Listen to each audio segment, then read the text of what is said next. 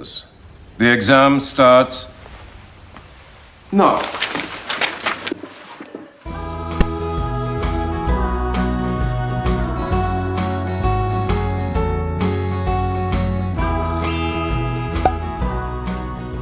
Welcome back to my channel, Mental Health with Melissa. I'm Melissa. I'm a licensed clinical therapist based in California. Before we get started, please don't forget to hit the like and subscribe button for more videos like this, as I post content every single Sunday and Wednesday.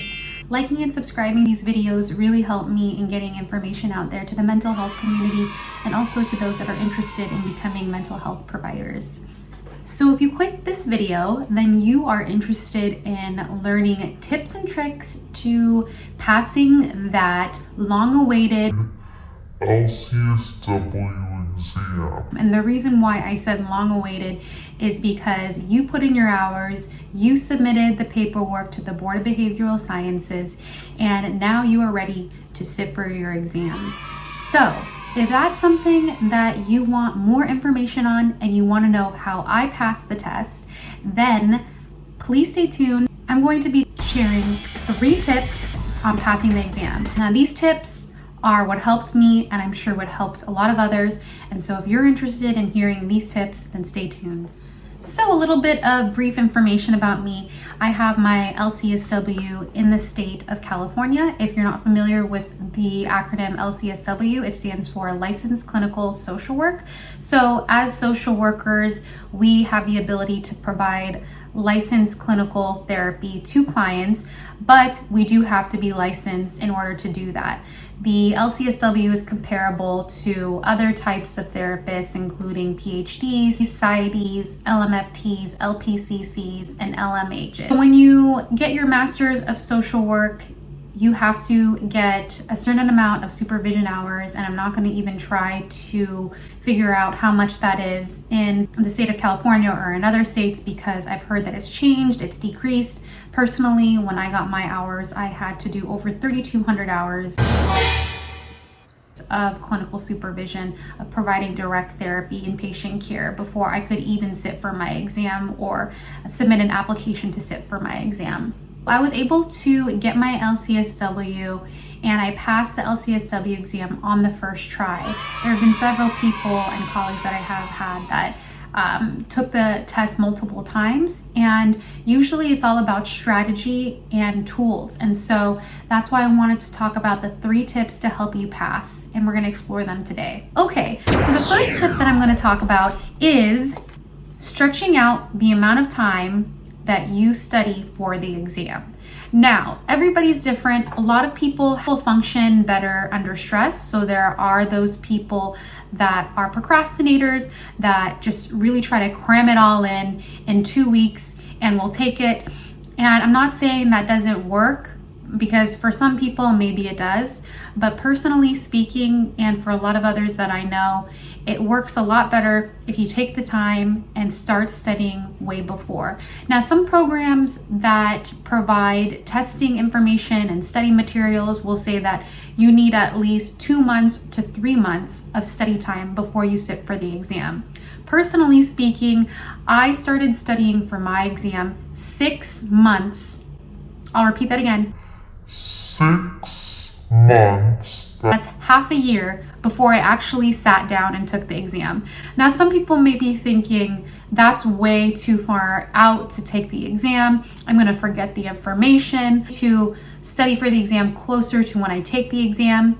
Now, there's just so much different study tips and information out there, but I found that it is important to stretch out the amount of time that you do learn this information and continue to go back to the information as you learn information in preparation for the LCSW. So the reason why this really helps is because when you are procrastinating and studying at the last minute, then that's obviously going to cause more anxiety, because when you're procrastinating and trying to cram all of this information into such a small period of time, really you don't have a lot of time to do self-care, you don't have time to decompress, and you have to be on a more limited schedule as opposed to stretching it out being able to have a schedule that involves self-care and a set amount of time that you study throughout that day. And I actually wanted to quote an article from you.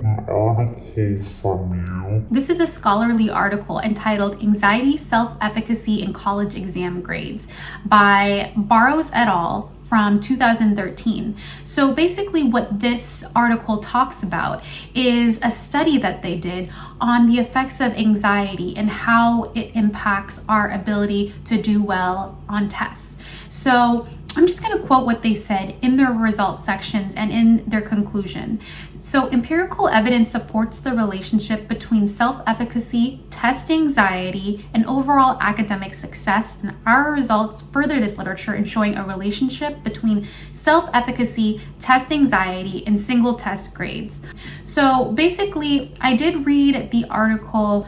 I just read you the conclusion. But basically, what this study found was that anxiety did have a direct effect on the ability to do well or not do well on a test. And I'm not saying that cramming is going to increase your anxiety by X amount, but I am saying if you're able to have the ability to stretch out your study time versus packing it all into one small amount of time, then that's definitely going to impact your stress levels and your anxiety levels. So I stick true to being able to stretch out the amount of information that you study, whether that be instead of 3 months to 4 months or instead of 5 months to 6 months.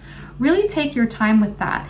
The LCSW exam asks a lot of questions about mental health diagnoses, how to ethically manage a situation with a client, etc. So there's a lot involved in these questions. They're very thought-provoking. It's really important to dissect the questions so that you're picking the question that is going to be what they're looking for in the exam. So the exam is a set of multiple choice questions, and there's no written or essay response on the exam. They're all multiple choice. So they're really going to need you to read the question thoroughly and look at all of the answers because they could all be possibilities. Which leads me to my next tip number 2. So, like I mentioned, they are going to be all multiple choice questions. There will be no fill in the blank, write in your answer or essay questions. So when you do answer these questions, there may be responses or answers to these multiple choice questions that may be a little bit tricky or confusing because you may read a question and then look at the answers, and all of the answers could be possibilities. So my second tip is getting to really know your best and most questions. Now, what do I mean by best and most questions? Okay, so what I mean by best and most questions are there are questions that are formed in the sense of pick the best answer that fits this scenario, or what is the most reasonable way to respond to this client in this given situation. So there are a lot of vignettes and case studies in the LCSW exam. Now, if you don't know what a vignette or case study is, then you really need to get studying, honey. Like really, really bad. No, but seriously. A vignette or a case study is basically a story that they give you. They tell you a case presentation of somebody. For example, Nancy Drew is a 32-year-old single mother. She comes to see you at the emergency department for direct crisis therapy. And then it tells you a little bit more information about what she's dealing with. And then after they give you the vignette, then they're going to ask you, what is the best way to respond in this situation? Now, when you read the answers, there may be several responses that may work in the given situation. So the key words that we're going to want to pay attention to are best, most, and in order. So, for example, if we're taking that same vignette about this 32-year-old mother that presents to the emergency department that is going to need crisis care, and the question asks you, what is the best way to respond? Then you have the responses A, B, C, D, and E. You're going to want to read all of the responses very thoroughly if it's not apparent right away what the best answer is or the most appropriate answer, then you're going to want to start by doing the elimination process. So the elimination process is to start crossing off the answers or the responses that you know for sure are not going to work in that given scenario. Once you come down to your top 2 or 3 answers, you're going to really want to think about the material that you've studied and apply it basically to the examination. So based on your clinical experience and based on the clinical information that you've studied on the test, what do you think is the best response to that given answer? So this was a really big part of the LCSW exam, and I don't think they do this to confuse you or to trick you purposefully, but it is a good way that they are able to evaluate your clinical thinking skills and the way that you assess a situation and how you respond as a clinical therapist. Because when you do get your license in clinical social work, you will be an independent and sole licensed therapist. Again, I repeat that. You will be an independent and licensed sole therapist. So you will be held liable for any ethical or issues, basically. And so being able to rule out what is the best way to approach a situation or what is the most important thing in a scenario is going to really help you pass the exam. Lastly, on the 3 tips of how to pass your LCSW exam is to, drum roll please, take as many practice exams as you can. And I cannot stress this enough, because when you take as many practice exams as you can, regardless of how many questions they entail, then that's going to put you in the mindset of sitting in the exam, so that again we take away this notion of anxiety. Because if we go back to the article that I had mentioned earlier, we talk about is the anxiety aspect, and anxiety in a nutshell is fear of the unknown, right? And so when we're able to take a look at the questions that we're going to be asked and put ourselves in a similar situation in taking the test, then that really prepares us mentally and emotionally. And so when we actually sit down for the real exam, we're going to be more likely to feel comfortable in that zone because we've been there already several times. If you're able to find some practice exams, there are so many different types of study programs out there. So I really recommend picking one of the study programs that offers you a bunch of different practice tests. Again, starting out your studying journey, it's okay to just do practice tests that have maybe like 20, 30 questions or so, but make sure you actually are able to take practice exams closer to your exam date that are going to really mimic how many questions the real LCSW exam will have, such as 170 questions, and then time yourself. How long does it take you to finish answering all of those questions in the time frame that you're sitting down? And so again, practice makes perfect. So it's going to be really important that you take those practice exams and put yourself in a scenario that's going to be similar to the scenario that you're in when you actually take the exam. Just to kind of recap everything that we discussed today, the first tip that I have for you is to try to stretch out the amount of time that you have in studying for the LCSW exam.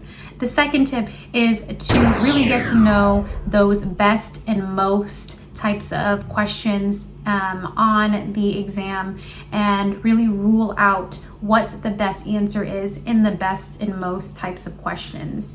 And lastly, do as many practice exams as you can and try to do the exam that has the same amount of questions that it does on the real exam and time yourself on that.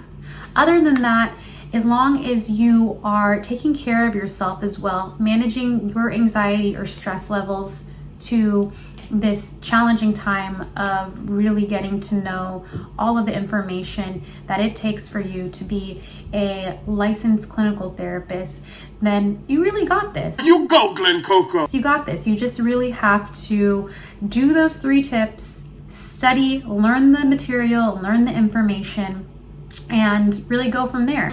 Wait, a pass? You what? A pass?